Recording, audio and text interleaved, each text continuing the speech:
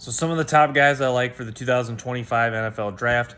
Travis Hunter, of course. Travis Hunter, there's going to be a lot of talk. Do you take a guy that's not a tackle, edge rusher, quarterback? Do you take him number one? And I would say, why not? Yeah, I would take Travis Hunter number one. You know the guy's not going to be a bust. You know he's going to make big plays. You know he's going to be just a versatile athlete. You know he's just going to be an impact. He's going to be an impact player right away in the NFL. So I like Travis Hunter a lot. Will Johnson, Mason Graham. Will Johnson, the corner from Michigan. Mason Graham, the defensive tackle from Michigan. Both guys I really like. I've watched a ton in college. Both those guys are going to have really good NFL careers. I think Will Campbell is an interesting guy, the offensive tackle from LSU, just because I believe Will Campbell, he's going to be a really good player in the NFL for a long time, because this guy that it just seems smart. Like people like there, he had a press conference. He just seems very smart. He's articulate the way he talks.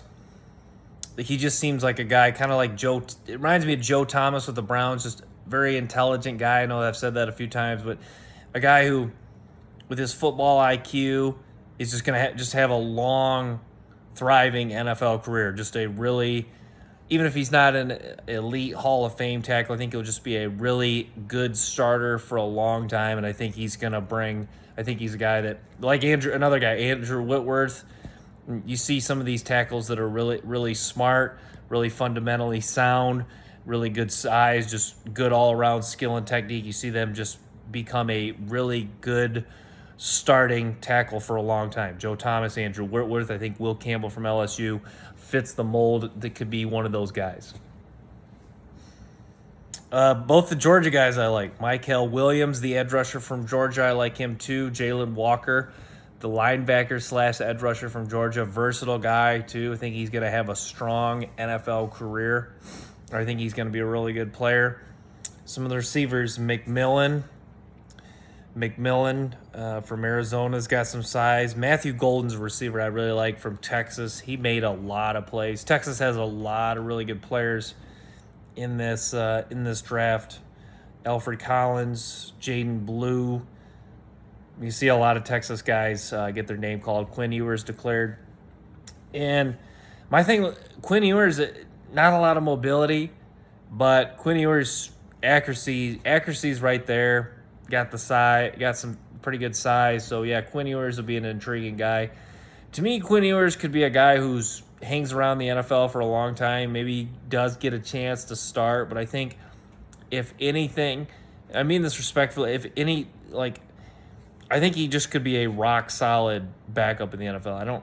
I don't mean that with any disrespect, but I think he's got some of the traits where you could be like, okay, if our starter goes down, this guy with his accuracy and just overall skill set, we're comfortable that this guy can make throws, be accurate, take care of the ball, and win us some games. Maybe not necessarily win us a Super Bowl, but can he win us some regular season games? Can he win us a playoff game if needed? So, yeah, Quinn Ewers, interesting guy. And then Shedeur Sanders. I haven't talked about Shedeur Sanders. Shedeur Sanders, it's interesting with him because the NFL people, I'm hearing talks that the NFL does not view Shedeur Sanders as highly as maybe college football fans, the media, the draft media. So it'll be interesting. But it's funny, you hear that often, like the NFL. You hear that often, like the NFL people don't view this guy super highly, and he still goes high in the draft. I'm trying to think like even Kayvon Thibodeau was like that too, but Thibodeau still went. Where did he go to the Giants? He still went top 10, and Jermaine Johnson was another guy like that too, and he still went first round. So does it maybe make Shedeur Sanders slide, I don't know, out of the top 3, out of the top 5, but is Shedeur Sanders going to go top 8, top 10? Very likely. I have a hard time seeing him slip out of the top 8 to 10 picks, but like with the NFL saying this, could he slip outside of the top 1 to 3 picks where he's being projected right now? Like he's like a consensus number 2 player. So could he slip? Because could I see him going like 5th, 6th, 7th? Yes, but maybe outside of the top 8, top 10. And once again, people aren't saying that, but the NFL saying that they're not viewing him as highly. It's very interesting.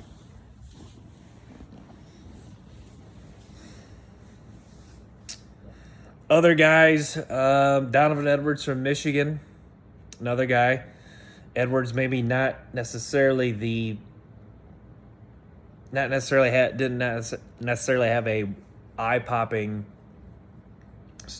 great statistical career at Michigan, but guy who made big plays, a guy that could be used as a legitimate slot receiver, a guy with good hands at running back.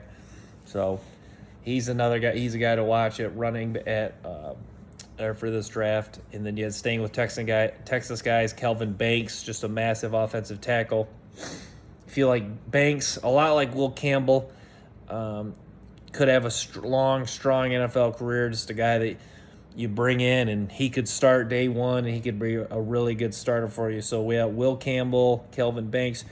You get the feel like just about, my Detroit Lions got their franchise tackle. You kind of get that feel each year. There's one, maybe not elite Hall of Fame type offensive tackle, but every NFL draft, it seems like the top 1-2 offensive tackles have a chance to be really strong starters, and you get that feel with Will Campbell, Kelvin Banks, some of the top 2 offensive tackles, that those guys could be really strong, really good starters for a long time, and most likely start day one for whatever NFL team takes them. Yeah, it is interesting, that debate, Travis Hunter, Will Johnson, who you take at corner, or who is the better corner. Can't go wrong with either. It kind of reminds me similar to Derwin James and Mika Fitzpatrick when they both came out. There was a debate, which one of these guys is better. And I think a lot of people I think the NFL almost said, like, who cares, because they knew they were both going to be really good. I think Mika Fitzpatrick went before Derwin James, but you've seen both those guys play really well. And yeah, I think it was one of those where it's like they're both going to be so good that who really cares? So, like, does the team that, say Travis Hunter goes before Will Johnson, does the team that get Will Johnson, are they like, oh man, we had Travis Hunter higher. If they're drafting a guy, they probably wouldn't say it's a bummer, but are they going to be like, dang, we got a guy that's, this is a big drop off going from Will Johnson. Dang, we could have got Travis Hunter. I think they're saying, well, okay, we still got a really good corner, even though maybe we did have Travis Hunter slightly higher on our board. But yeah, we really like Will Johnson. So both really good corners. You could have a debate who's better. Honestly, if I had to honestly say who the better, I think Travis Hunter is the better player. But Will Johnson should be a really good corner in the NFL for a long time. Some other players, I was just kind of doing this off the top of my head, thinking some other players that for this draft. But yeah, I guess I'll talk briefly. Harold Perkins is still in college. Harold Perkins was a guy I thought was for sure going to declare he's coming back to LSU. I know I should stick to guys that are draft eligible, but yeah, Harold Perkins. I think the NFL people would really like him just because of the freakish athleticism, but he's choosing to come back. He'll be back at LSU for one more year. Abdul Carter, another guy. Okay, Cam Ward, quarterback for Miami. It's interesting. Cam Ward, I watched his tape a couple years ago when he was still at an FCS school, transferred to Washington State, then to Miami. Interesting guy because, like Dillon Gabriel, I know Dillon Gabriel isn't viewed as highly in the NFL. I really liked Cameron Ward a few years ago, even when he was at just an FCS school. Still was very, I wouldn't say very, but still under the radar relative to being a potential first round draft pick, let alone first overall draft pick. So yeah, I like Cameron Ward. I liked him a couple years back. It'll be interesting. He actually, I was mistaken. He is the number one consensus player on the draft board. So yeah, Cameron Ward, an interesting guy. Then Abdul Carter from Penn State. Abdul Carter kind of had that interesting career. You get the comparisons to Micah Parsons, wore the same number at Penn State, edge rusher. But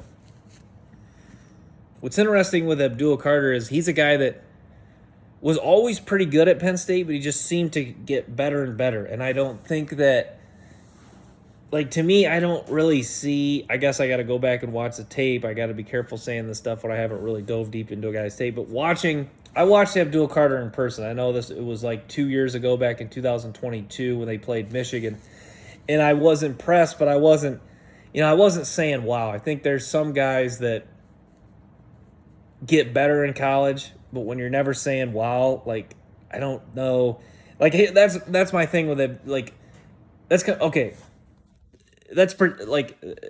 We'll compare him to Micah Parsons. Like Micah Parsons, you were saying wow right away at Penn State. I don't think you were necessarily. People were saying, okay, maybe this guy could be the next great edge rusher, linebacker, whatever at Penn State. And he got better, which you got to give him props for that. But you weren't saying wow right away. So Abdul Carter, could he be a nice starter in the NFL, edge rusher? Could he be like, I don't know, who's a solid edge rusher? Like Odafe Oweh comes to mind. Like, could he be like that? Could he be, I don't know, who's just other rock solid pass rush? I don't know. Yeah, could he be Jason Odafe Oweh? Could he be Joe Tryon-Shoyinka from Tampa? Just a nice, solid, rock solid starter. Could he be that? Yes, but comparisons to Micah Parsons, the next 8, can he be the next top 5 edge rusher? Guys who we're talking, could he be like a, Myles Garrett, Micah Parsons, TJ Watt, Hutchinson, Crosby? Could he be the next great NFL edge rusher? Most likely not. But yeah, there is some things to like about Abdul Carter, and you got to give him props for getting better and better at Penn State.